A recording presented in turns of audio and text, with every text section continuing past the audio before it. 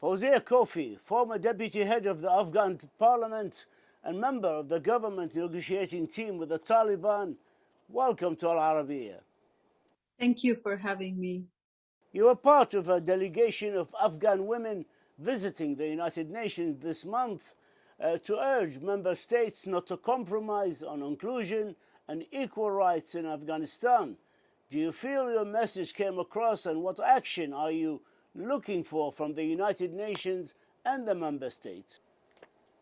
What we look for is pressure and international community, especially the United Nations member states, the EU member states, the US, to continue to use their political leverage over Taliban for an inclusive government, for meaningful respect to the rights of women, including the rights to education, the rights to work, and also respect to religious minorities. Very, very simple that we expect. We have given our message. I think if the world wants Afghanistan to have a better, prosperous future, be in peace with its people and in peace with the world, they need to listen to us. Should the credentialing committee give Afghanistan seat to the Taliban representatives, since they are the de facto power on the ground in Afghanistan? Well, the de facto power needs to go through certain a process that will make them eligible to represent Afghanistan. At this stage, no country in the world recognizes the de facto power, including the UN member states. And I think at this stage, what Taliban do in terms of excluding women, excluding religious minorities, excluding other ethnic groups and social political groups in Afghanistan, it stands against the principles of the United Nations formation. So how does the United Nations give seat to represent a country to a group that actually stands on the contradiction to the principles of the UN? So I think instead of giving that blank checks, probably the UN and other international communities, especially the member states, need to pressurize, bring regional pressure, Islamic countries, for the Taliban to listen to the people of Afghanistan. While in Afghanistan, there were 2 attempts on your life by the Taliban, one in 2010 and the second in August 2020, when unknown gunmen ambushed your car and a bullet shattered a bone in your right arm. After the takeover, you fled Kabul last August and now searching for a permanent residence in Europe for you and your 2 daughters. Can you tell us more if you received any offer so far? Well, Talar brother, first of all, I'm not looking for permanent residency. There are a lot of countries in the world probably now open their borders to the people who were evacuated from Afghanistan. I know these are difficult times for us, for my people, for the women who have really worked hard, and they were in the full front of protecting the principles of freedom and equality. They have now very little option but to leave the country. It's an unfortunate moment. Those people who have been part of the progress of their society, now they are in the midst of basically nowhere in the different camps, seeking a better future for themselves, while Afghanistan needs them. So it's true that Afghanistan was taken over by Taliban militarily, but they lost a generation that was talented, that was educated, that was an asset to our country.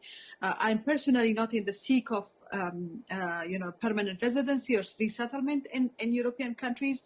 I am here to raise the voice of my people, the voice of women of Afghanistan, the voice of the people of Afghanistan, meeting different officials, meeting different institutions, including the UN that you mentioned last week. Here also in Geneva, I had a lot of productive meetings in other European countries. I have other plans of trips to go to different countries. And eventually, of course, I have also a family and a responsibility towards my daughters that I need to resettle somewhere, at least for their future, to have an education and a better place. But for me, my passion is, of course, my country, to work for my people, with my people. And that is where I eventually will end up.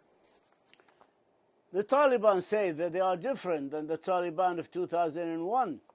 From what you have seen so far, are they different? And in what way? How are they treating women so far? Well, that was the hope, Talal brother. The hope was that they actually become part of that transformed Afghanistan, respect the transformation, respect an empowered generation. They have to adopt, because the country has certainly transformed. They have to adopt to that transformation. But in reality, we know that Kabul was taken over by the military kind of hardliner of Taliban, and they have started doing the same thing that they have been doing when they were in power the first time. Not letting women to go to school, not letting women to go to work. This is in contradiction with the Islamic principles and the common principle of other Muslim countries. No Muslim country in the world actually stops 55% of its population from education, from being part of a progressive society. So Taliban must listen to the people of Afghanistan. Now, I know that they have issued generic statements. When I was in the negotiation also with them, there is always a room for misuse and instrumentalization of Islam. That's what the Taliban do. Actually, they have to listen and see the practice in other Muslim countries. You began your political career in 2001 after the fall of the Taliban, promoting the right of education for girls in your Back to School campaign. How do you see the Taliban promises that with time, all girls will be able to attend primary and secondary schools? Can they be believed? Taliban have deprived girls from secondary and higher education from going to school and government universities. They claim that they're working on a standard operation procedure, which will segregate female and male class. But in reality, the classes, the schools have been already segregated, separated. We don't have schools that girls and boys go to mixed schools. We didn't have them before. We don't have them now. The claim is that they want to have enough female teachers. And they don't know, if they don't keep the schools open, how can they have enough female teachers? So my hope is that with more international pressure, with more national pressure from inside Afghanistan, we know that there is a lot of protest, disobedience, although risking their lives, people are protesting. We know that, we hope that eventually the schools will open, but even one day delay in education can actually damage the education foundation for girls. So it's extremely stressful. It's devastating for us, for somebody who, for me personally also, because if I was not personally educated, I would have not been the same person that I am now. Thousands of other women are the good role model of education and how education empowered and changed their life personally and how they contributed to their society. So it's not even about politics or social issue. It's about a country. It's about economy. It's about security. And therefore, Taliban cannot deny a population from their rights to improve their economy, to be part of their, a safe and stable Afghanistan, I would say.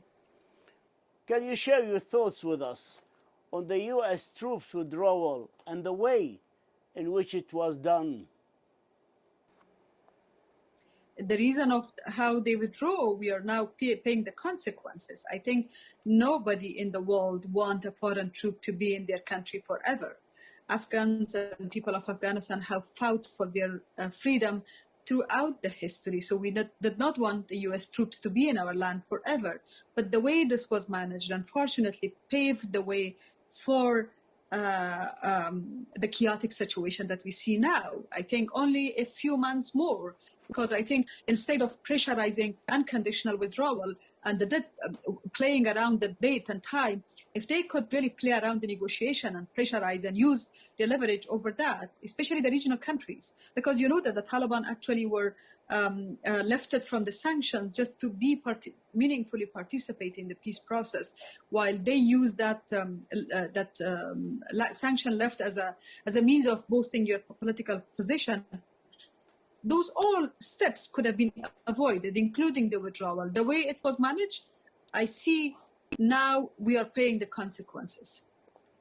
You were a member in the government team negotiating with the Taliban in Doha. Do you believe a Taliban takeover could have been avoided, and how? I very much believe so.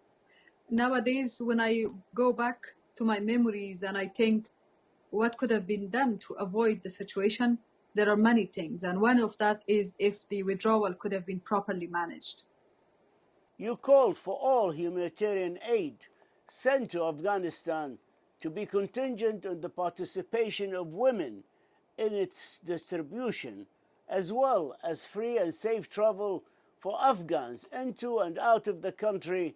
Where are we now from realizing this call?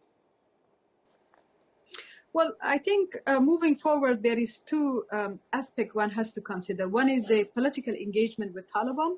That I think has to come with clear benchmarks in terms of political engagement, or an eventual recognition should come with benchmarks such as inclusive government, such as meaningful respect for rights of women, meaningful detachment from other military extremist groups, and a government that stands on the basis of constitution, etc.